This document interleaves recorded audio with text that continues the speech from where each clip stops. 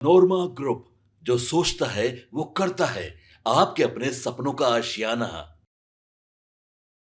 मुख्यमंत्री नीतीश कुमार की प्रगति यात्रा को लेकर के लगातार हम आपसे संवाद कर रहे हैं और ये बता रहे हैं कि प्रगति यात्रा नीतीश कुमार की सबसे महती योजना है, जिसको लेकर के वो आने वाले 2025 के चुनाव से पहले उन सभी योजनाओं को पूरा कर लेना चाहते हैं। वो देखना चाहते हैं कि पिछले 20 सालों में उन्होंने जो किया है उसकी प्रगति क्या है और आगे लोगों को आवश्यकता क्या है। इन सभी बातों के साथ साथ एक और बड़ी महत्वपूर्ण बात चल रही है साथ साथ, जिसमें सभी को इस बात का कहीं ना कहीं अंदेशा है या फिर अंदाज़ा हो रहा है कि नीतीश कुमार इस दौरान कुछ ऐसी बात जरूर कहेंगे जिसका आने वाले चुनाव में या फिर बिहार की राजनीति में असर पड़ेगा। यही कारण है कि लगातार लोग कान लगाए हुए हैं। हर प्रगति यात्रा में जब नीतीश कुमार पटना से उस क्षेत्र में जाते हैं तो उस क्षेत्र में लोगों की सांस अटकी होती है कि आखिर नीतीश कुमार बोलेंगे क्या।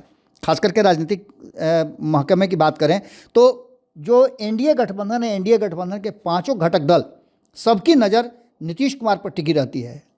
आज भी नीतीश कुमार जब प्रगति यात्रा पर औरंगाबाद जिले में गए तो उन्होंने 554 करोड़ रुपए से अधिक की सौगात 195 योजनाओं के तहत उद्घाटन और शिलान्यास किया।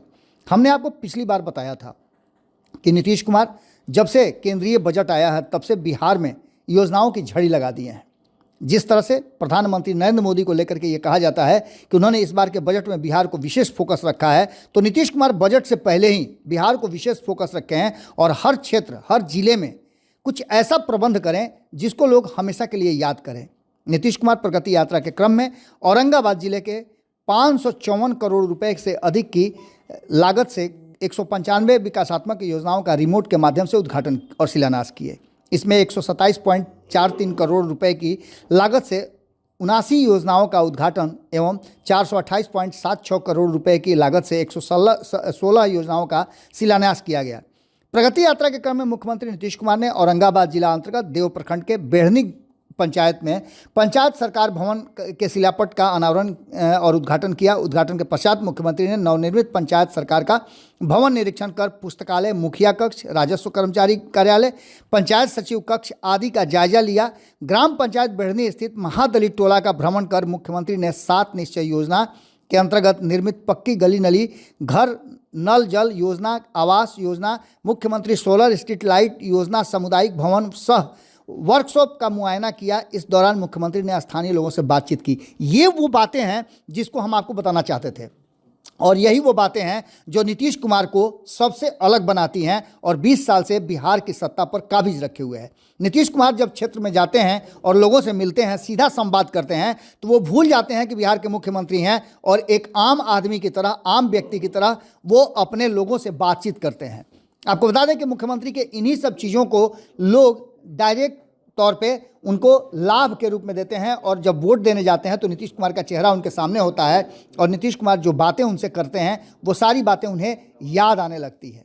मुख्यमंत्री ने प्रसिद्ध सूर्य मंदिर देव के पूजा अर्चना कर राज्य के सुख शांति एवं समृद्धि की कामना की। सिंचाई कॉलोनी में देव में प्रस्तावित रिंग रोड निर्माण एवं मेडिकल कॉलेज औरंगाबाद के लिए चिन्हित भूमि का स्थल का निरीक्षण भी उन्होंने किया। स्थल निरीक्षण के क्रम में अधिकारियों के साथ मैप पर पूरी चर्चा की और उस चर्चा के बाद देव से देव बाईपास रिंग रोड को जोड़ने वाली सड़क के निर्माण कार्य एवं नगर पंचायत देव में रिंग रोड के निर्माण कार्य से संबंधित मुख्यमंत्री ने विस्तृत जानकारी ली और उस पर विशेष निर्देश भी दिया। इस दौरान मुख्यमंत्री ने अधिकारियों को निर्देश देते हुए कहा कि यहाँ बनने वाली मेडिकल कॉलेज औरंगाबाद तथा आवागमन सुगमता पूर्वक हो सके, इसके लिए बेहतर सड़क संपर्क प्रदान करना सुनिश्चित करें।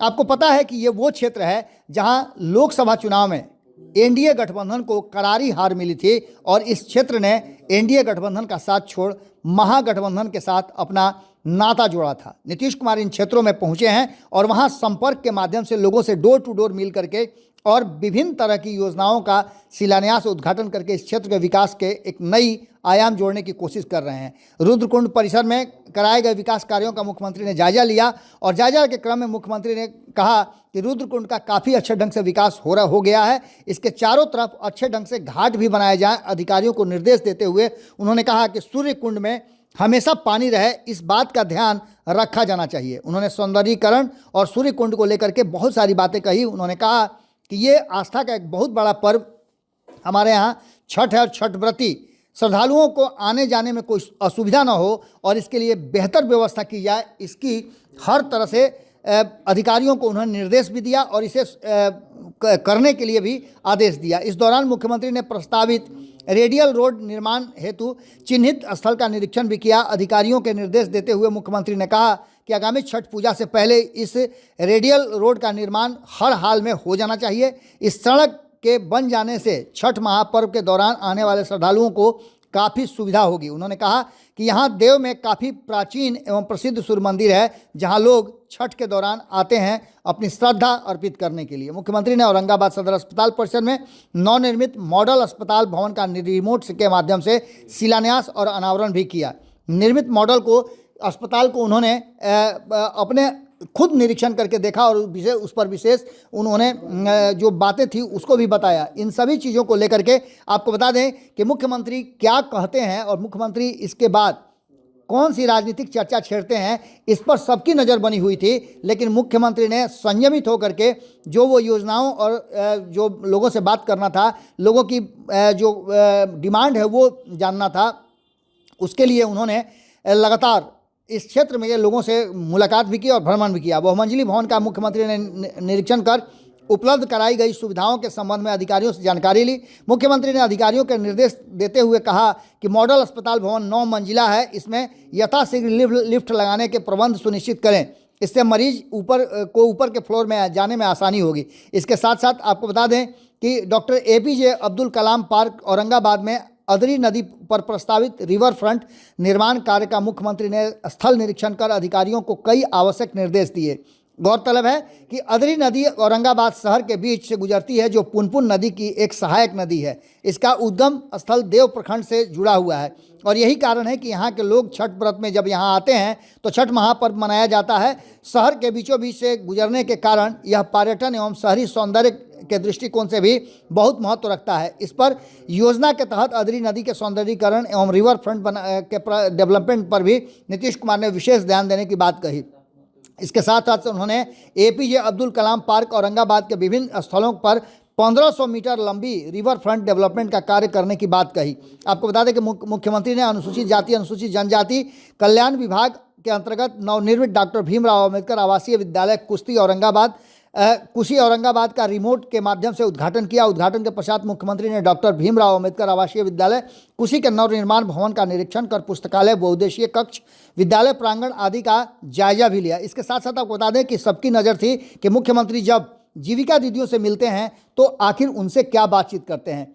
इस बार भी अपने यात्रा के दौरान नीतीश कुमार जीविका दीदियों को लेकर के भी अपनी बात रखे और उन्होंने कहा कि मुझे बहुत खुशी होती है जब इस तरह से महिलाओं को मैं आगे बढ़ता हुआ देखता हूं और उन्हें अपना घर चलाते हुए देखता हूं। मुख्यमंत्री नीतीश कुमार लगातार प्रगति यात्रा पर हैं और ये प्रगति यात्रा विधानमंडल के सत्र से पहले तक समाप्त हो जाना है। इसके साथ साथ नीतीश कुमार जितनी भी योजनाएं हैं उन सभी योजनाओं को अपने कैबिनेट से भी पास कराते जा रहे हैं, जिसको आने वाले बजट सत्र में भी शामिल किया जाएगा। इसका सीधा सा मतलब है कि चुनाव से पहले मुख्यमंत्री नीतीश कुमार बिहार के हर जिले में जो उनकी योजनाएं हैं और जो उनको करना है उन सभी बातों को लेकर के आशान्वित हो जाना चाहते हैं और उसे पूरा करना चाहते हैं। टाइम फ्रेम भी उन्होंने तय कर दिया है और बजट सत्र के बाद मुख्यमंत्री नीतीश कुमार एक बार फिर से और गहन यात्रा करेंगे और लोगों से बातचीत करके ये सुनिश्चित करेंगे कि उन्होंने जो टाइम फ्रेम तय किया था वो पूरा हुआ कि नहीं हुआ। इस बीच आपको बता दें कि सभी की नज़र लगी हुई थी कि मुख्यमंत्री नीतीश कुमार इस पर क्या वक्तव्य देते हैं, क्या बयान देते हैं या कोई पॉलिटिकल बात कहते हैं कि नहीं कहते हैं। लेकिन इस बार भी मुख्यमंत्री नीतीश कुमार ने सबको निराश करते हुए कोई पॉलिटिकल बयान नहीं दिया है और नीतीश कुमार का पॉलिटिकल बयान एक लंबे समय से नहीं आ रहा है। हर किसी को इंतजार है कि प्रगति यात्रा के दौरान नीतीश कुमार कभी तो बोलेंगे। आज भी औरंगाबाद में नीतीश कुमार ने बातचीत तो बहुत किया, आम लोगों से बात किया, जीविका दीदियों से बात किया, उन्होंने समीक्षा बैठक में अपनी बातें रखी, लेकिन मीडिया इंतजार करती रह गई। आज भी उन्होंने प्रगति यात्रा के दौरान कोई भी पॉलिटिकल बात कहने से अपने आप को रोक लिया और ये नीतीश कुमार की स्ट्रेटजी का हिस्सा भी हो सकता है। जुड़े रहिए भारत लाइव के साथ। प्रगति यात्रा की सारी खबरें हम आपको लगातार सिलसिलेवार ढंग से दिखा रहे हैं। कैसा लगता है आप ज़रूर बताइएगा। बहुत बहुत धन्यवाद। आपके सपनों को हमने सजाया है। ई होम्स पैनोरामा को हमने बनाया है। ई होम्स मेरा एक सपना था जिस पे मैं पिछले 4 साल से काम कर रहा था। हमने जो बनाया है वो सबने है माना। ई होम्स पैनोरामा में हो आपका भी आशियाना।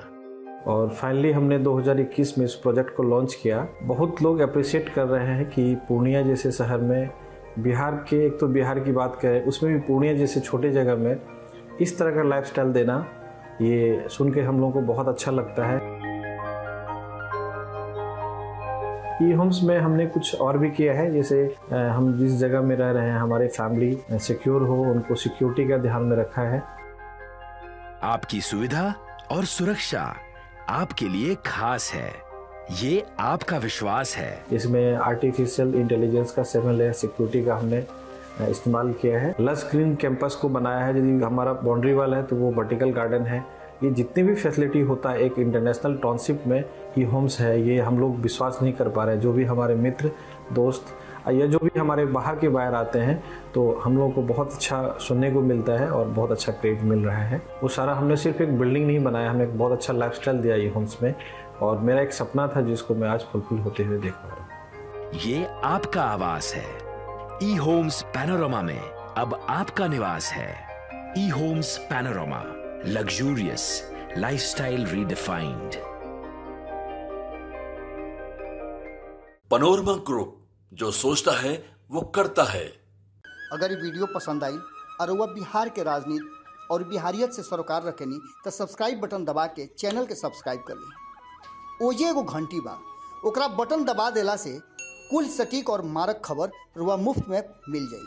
अगर रुआ पत्रकारिता के हमनी के नया प्रयोग में सहयोग कर चाहतानी तो ज्वाइन बटन दबा दी। पेटीएम नंबर नोट कर ली 9386816700।